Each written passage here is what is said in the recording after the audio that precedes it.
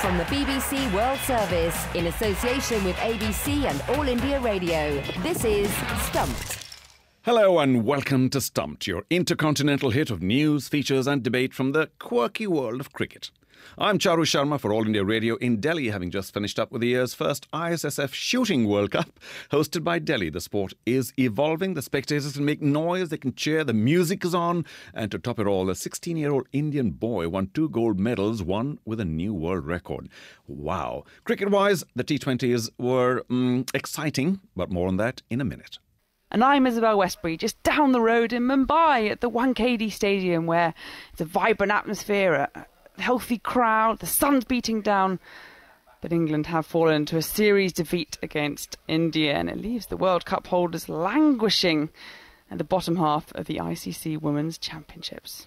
Hi, I'm Jim Maxwell for the ABC in Sydney. Yes, that's Jim Maxwell, not Glenn. He seems to be doing pretty well, doesn't he? He is Super Maxi, the match winner, and he is going to be a magnificent force for Australia if he keeps this form up through the rest of the one-day series in India and on to the World Cup in England. So look out.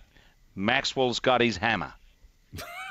It was not one Maxwell, it's the other. Jim, great to have you. And of course, Izzy, as you said, down the road, just a few hundred miles or a few thousand miles, really, Mumbai from Delhi. It's all relative, isn't it? Jim, Australia, India, the T20 is very exciting. The last ball finished first time around. And of course, Jim Maxwell just completely took it away. Is he family? No. My Maxwell line is somewhere back in Scotland. And talking to Glenn some time ago, he traces himself back to Plymouth. But I'm sure if we go back far enough, we'll find each other at Maxwell, somewhere in the 15th century up there in Scotland. But he is an extraordinary player, and there are times when he doesn't come off, he makes an error of judgment, he takes a lot of risks. Maybe he's just starting to mature into the kind of player who, certainly on good pitches with these small boundaries, can be a wrecker, like Chris Gayle or Butler or A.B. de Villiers. He's another one of those brilliant wreckers. But we're watching from afar here, unfortunately, in Australia, because most of the cricket so far in India has been sometime when we've all fallen off to sleep after midnight. But we've seen the highlights, and they're worth watching. It's been brilliant, absolutely brilliant. And the bowling of Adam Zampa has been another important aspect of Australia's success in this T20 series. Yeah, I must say he bowled very frugally. But Izzy, England in the West Indies. Well, a bit of a comeback after that test match situation. But what a record-breaking match. I'm sure you were following it very closely. Well, you say that, but I almost feel it's more appropriate for me to speak about India against Australia, because there are about 7 channels showing cricket in India. And I tell you what, it was difficult finding one where India was not playing. I personally don't think that it should be allowed that Maxwell and Butler should be batting at the same time around the world, because that England total that they set, more than 800 runs were scored. Butler made it 150 from 77, and there are a record number of sixes for England. Universe Joss rather than universe boss. In fact, Captain Owen Morgan described Butler as a champion racehorse. Once he gets into his stride, it's very difficult to watch. But still, if we're talking sixes, we shouldn't forget Chris Gayle, because he did score, 14 sixes in his innings. Gosh. I think that's more than I've hit in my entire career. And it was only a magnificent 5-4 from Adil Rashid that quelled the West Indies run chase, which for much of the second innings looked as though it might succeed. Yeah, well, I suppose individually, Chris Gayle might think that he has the bragging right over the universe Joss, but we'll see.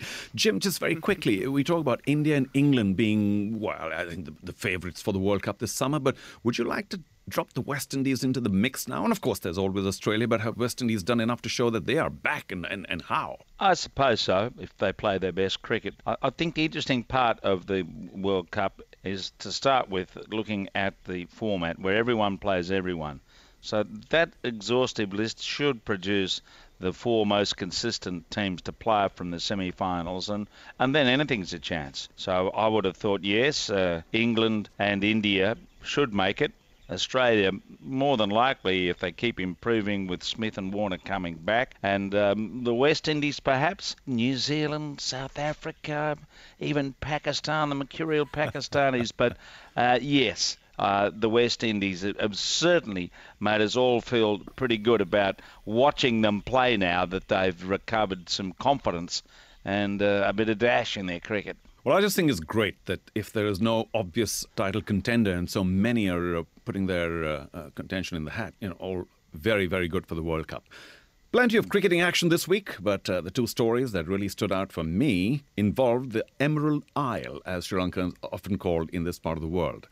Dimut Karunaratne's young team arrived in South Africa off the back of a hammering in Australia and without a win in any format since October. But they turned their fortunes around in remarkable fashion with victory in the first and second tests to become the first Asian team, incredible as it may sound, to win a test series in South Africa. And yet, while the picture is rosy for Sri Lankan cricket on the field, it remains somewhat tarnished away from the wicket. One of the country's cricketing icons, World Cup winner Sanath Jayasuriya, has been banned for 2 years for breaching the sport's anti-corruption code as part of a wider investigation into corruption in Sri Lankan cricket, which of course has been going on for many, many years. Stumped reporter Sam Sheringham has been speaking to Jayasuriya's former teammate Russel Arnold. Yeah, it is a kind of a shock because for Sanath Jayasuriya, legend in the Sri Lankan game, he's one who changed our game and took it to different heights. So it is kind of shocking and very disappointing that this situation has arisen. He, of course, is serving the ban for not cooperating. We don't know anything more than that. And the ICC have not charged him as such for corruption. But it's an unfortunate situation that has happened, and it's quite disappointing that he didn't see the importance of having to act immediately in trying to help with the investigation and clearing things out. But on another note, of course, a lot of allegations regarding corruption in Sri Lanka cricket. And from my point of view, the sooner it's cleared, it's better for everyone so that cricket can move forward. And the cloud hanging around Sri Lanka cricket will just not help its cause. So hence, if someone is guilty, name them, act accordingly, and if they're not, just clear it up, and then we can all move on. So, really sad that this situation has occurred. Well, there may be a cloud over Sri Lankan cricket off the field, but on the field, perhaps times have never been greater in the sense that becoming the first Asian team to win a test series in South Africa. You were there, Russell, after the hammering they took in Australia. How surprised were you by the performances in those two test matches? Extremely surprised. Extremely and pleasantly surprised, I must say. I must be honest in saying that I never did give Sri Lanka a chance. They've been on the road for such a long time. And from New Zealand straight on to Australia and on here to South Africa. And when you're traveling, it's only good vibes and results that keep you going, because a lot of players do get homesick. It's tough to motivate yourself. And also the loss to England prior to that meant we were down in the dumps, because at least at home, Sri Lanka were winning, and there was a feeling that you had the things under control, at least in your own conditions. So coming out here and being able to do something which not many teams have done in the past, not once, but twice. I mean, winning the first test, you could say South Africa were complacent, but they went on to perform better in the second and keep South Africa down. So that says that that it was an incredible achievement, and the way it was achieved is what stands out to me. So it was a real challenge, but what stood out for me was the fight. Even though getting bashed around in Australia really bruised, I must say, they kept hanging in there. And even in this series, there were long periods where it didn't work for them. They were behind, there were mistakes happening. South Africa were doing well at certain stages, but the boys just kept chipping away, and that showed a lot of heart. Well, I personally have been a little critical of Sri Lankan cricket for the past few months, perhaps even years, but it has been a remarkable turnaround. Jim, one test victory could be considered a fluke, but two, and in such style, phenomenal. Can this exciting young team finally help Sri Lanka break free from the massive shadows of people like Sangakkara, Jayawardene, Murli? Let's be optimistic and hope that's the case, and not just a meteor that's landed in South Africa in the shape of these younger players like Kusil Mendes and the two Fernandos, one bats and one bowls. There was something to enjoy about the refreshing style of their cricket. Not that South Africa were any better than mediocre with the bat, to be honest, in that second test, getting bundled out for such a cheap score in the second innings. But you can only only play as well as I suppose to an extent the opposition you allow you to. And if this is a shot in the arm for Sri Lankan cricket and not just the fluke you mentioned, that's going to be a wonderful thing for the World Cup coming up and whatever occurs in times ahead. But it was an astonishing performance. Yeah, you make a good point about where is South African cricket, because they haven't quite shown that they're the best in the world, but they were playing at home, and that's a big advantage in South Africa. From the BBC World Service, this is Stumped on All India Radio. Next on Stumped, to the women's game, where India used their home advantage well to complete a one-day series victory over England in some style. Georgia Elvis then into Mitali Raj, 4 required for victory, and that'll be it. Mitali Raj lofts the ball over mid-wicket. The ball trickles into the boundary rope now, and India have won this game, this second one-day international, by 7 wickets, and with it they take the series. England have been thoroughly outplayed, bowled out for 161, and India have chased it down with the minimum of fuss, with almost 9 overs to spare. Good stuff by India. Izzy, you've been covering this one for the BBC. Have you been surprised by how dominant India have been, even in the absence, through injury, of Harmanpreet Kaur?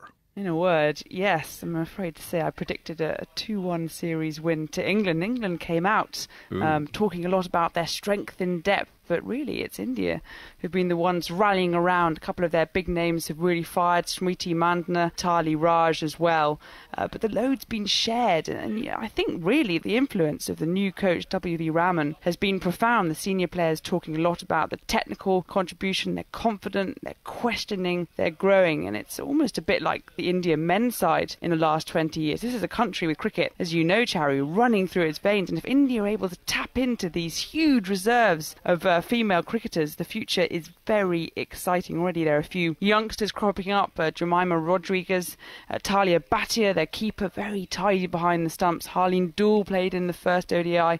Smriti Mandana, she's still only 22. She's the #1 ODI batter, and she's just been named as the T20 captain in Harmanpreet's absence. For England, there have been a few individual performances, notably in fact from Nat Siver, who's been batting very well, but you almost want to see her get angry. She's too polite, they enjoy each other's company, but you need a bit of a ruffling of the feathers. So come on, if I can do it, you can too. Well, I talked to Siver, polite as ever, and asked her whether they had underestimated India. In terms of it being surprising, I don't think it is a shock, because I think after the World Cup they probably had a big injection of players, or younger players, of probably a bit more support around their team, and it showed in the last couple of years in their performances. So yeah, I don't think it's a complete shock, but definitely credit to them. You came out here with a very strong team. Catherine Brunt was back from injury, and there was talk of trying to create history, first ever series win away in India. Where do you think it went wrong? Well, I think in terms of games, obviously we didn't put in brilliant batting performances, certainly in the first 2 games. So, I mean, you can't have a good first half of the game and then the second half not be so up to standard. And I thought with the ball, our bowlers have been really good in terms of the lines and lengths that they've bowled, and made it challenging for their batters. So I think, just the consistency of the batting lineup probably wasn't there, so that's probably where it went wrong. Izzy, if you say Nat Siver is polite, I'll take that, because we need role models where they're exemplary in indicating that good guys, or good girls in this case, do finish first. We'll see. But, these results feed into the ICC Championship standings, with India now second to Australia and England languishing in the bottom half of the table. What's going wrong for the world champions? Well, it seems all sorts. They came in India in confident mood, trying to get that historic series win away in India. But perhaps this is a reminder that playing away from home, men, women, tests, ODIs, can be harder than the rankings or forms might suggest. However, unlike the men, these bilateral series have a wider meaning as they form part of that ICC Women's Championships. This is a format that was first used for qualification for the 2017 World Cup, so the one that England won. It was staged 2 years ago at Lord's. It's a 2-year series of head-to-head matches between the top 8 ranked sides in the world to determine which 5 teams will automatically qualify for the next World Cup, which is to be played in New Zealand in 2021. And at the moment, England, as you say, lie outside that top 5. And it's also actually a huge boost for India, who also have an eye on the table, because even though they have now leapfrogged New Zealand to move to second, they've still technically got 3 matches against Pakistan to play, which is now, it might not go ahead due to the political situation as things stand. So there's no such thing as a dead rubber in any of these bilateral series, which is wonderful in terms of bringing context to the game, but it does leave England feeling a little bit concerned. From the BBC World Service, this is Stumped on All India Radio. Last but not the least, a stumped chapeau to Afghanistan after their record-breaking T20 series sweep over Ireland. Of course, it happened right here in India, in Dehradun, matter of fact. Spin king Rashid Khan became the first bowler to take 4 wickets in 4 balls in a T20 international, as Afghanistan convincingly won the third and final match in Dehradun on Sunday. It came after Afghanistan's world record innings of 278 for 3 on Saturday, including the opening batsman Hazratullah Zazai's 162 of 62 balls. And of course, I know his prowess only too well, having done the Afghanistan Premier League earlier, where he got 6 sixes in an over. That was a terrific effort. He's a big, big hitter. And of course, otherwise too, Afghanistan cricket is just so vibrant and robust.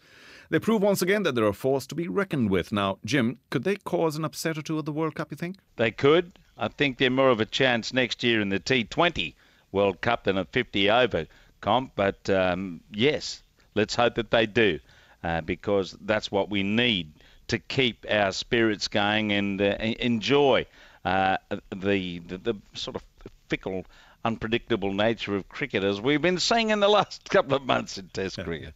Yeah, Jim, I agree with you. I think it's easier to upset teams in the T20 format, but I do wish for them because they're such an exciting sight to watch.